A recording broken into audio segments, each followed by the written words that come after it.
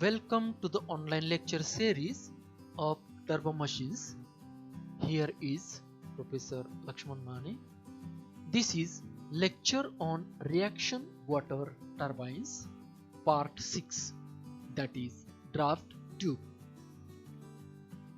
I acknowledge my sincere thanks to the following authors and courtesy for being used these concepts to make this video session. In this session, you will be able to explain construction and working principle of draft tube. You will be able to explain types of draft tube, and you will also be able to explain working proportions of draft tube. So let us study working principle of draft tube. Here we can see this is a draft tube which is attached to the exit of turbine runner. So the pressure at the exit of runner of reaction turbine is generally less than atmospheric pressure. So the water at exit cannot be directly discharged to the tail race. Thus, a tube or pipe of gradually increasing area is used for discharging water from the exit of turbine to tail race. Here are different functions of draft tube. It permits the negative head to be established at outlet of runner, and it increases the net head. It also increases turbine efficiency. It regains major portion of kinetic energy delivered to it from the runner,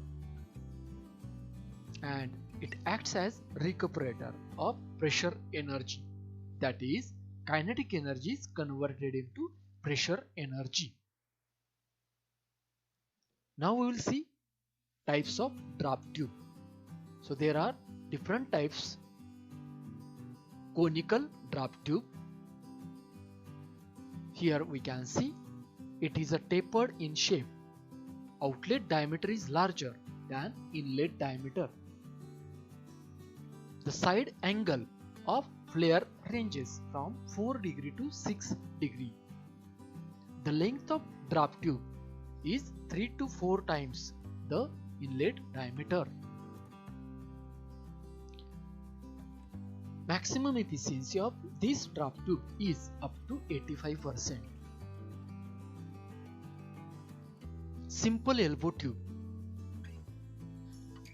This tube is designed to turn the water from vertical to horizontal direction with minimum depth of excavation. Exit of this tube should be as large as possible to recover the kinetic head. Efficiency of simple elbow tube is up to 60%. Then elbow tube with circular inlet and rectangular outlet. Here we can see inlet is of circular shape and outlet of the tube is of rectangular shape. Rectangular section in horizontal leg is generally inclined upwards, so it leads water gradually to tail race.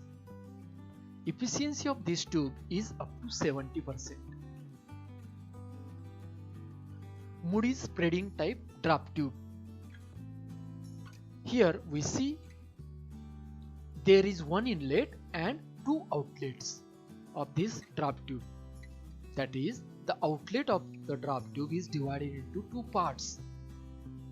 This arrangement reduces whirl action and avoid loss of head. Efficiency of this tube is up to 85%. Now we will discuss about pressure head at runner exit. So for that, here is a diagram. This is runner. This is draft tube which is attached to the runner. So take section 2.2 which represents inlet of draft tube. Section 33 represent outlet of draft tube. Velocity V1 is velocity at inlet of runner. V2 is velocity of water at exit of runner, and V3 is velocity of water at exit of draft tube. Y is the depth of draft tube below water. L is the height of draft tube. So static head will be equal to L minus Y. That is static suction head. W, that is specific weight of water, means rho into G. Rho is a density and G is acceleration due to gravity. So applying Bernoulli's equation between section 2.2 and section 3.3, we can write the equation: total energy at section 2.2 is equal to total energy at section 3.3 plus head loss due to friction.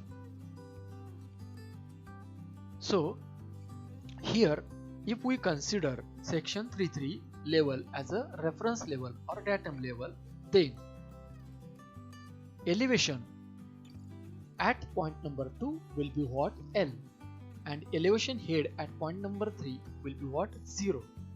So by arranging the terms, we can write the equation in the form of pressure head at runner exit, that is equal to P3 by W minus L minus another bracket V2 square minus V3 square by 2G minus HF.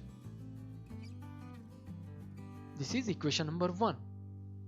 But if we write pressure head at section 3.3 or level 3.3, it will be equal to what? Pressure head at the atmospheric, means this water level, plus height of water by which the tube is immersed in the water. This is equation number 2. So from 1 and 2, we can replace this term by this equation number 2. So we get pressure head at the exit of runner. Now in this case, Y minus L. This is Y, this is L.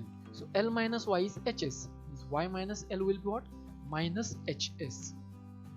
So we get P2 by W is equal to PA by W minus HS minus V2 square minus V3 square by 2G minus HF, bracket complete.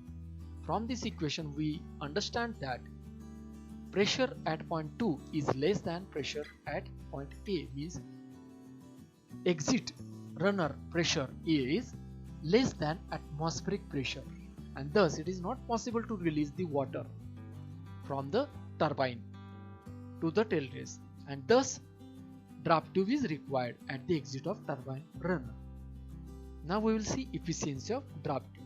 So efficiency of draft tube is equal to what? Output divided by input.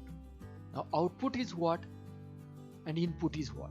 So output is what? Gain in pressure, because we want to release the water, and input will be what?